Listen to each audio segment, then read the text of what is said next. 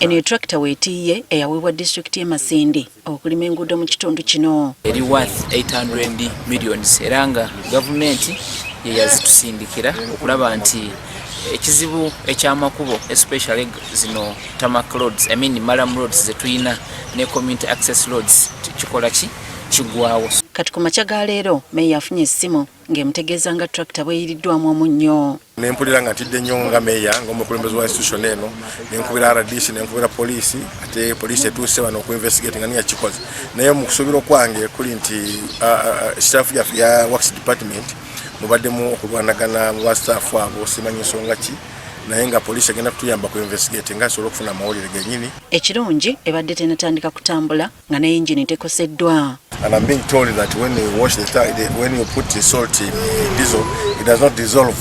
So we're going to put we removed all the diesel and then we put in water so that the salt dissolves and then the machine works again. Okusinziira ku meeya abakoze kino baba bafiiriza disitulikiti. Nga Masindi municipality ngo tulwadde tuzikola tugenda mu phase ya second quarter naye kati tuwulira machine bagala effwe. Ekikola kino kibeeraliikiriza nga abakulembeze nabo okuleka emmotoka zaabwe ku kitebe kya disitulikiti olw'abasiivufu b'empisa bano. Very many machines here, very many vehicles that sleep here and I'm worried if people have started doing such acts.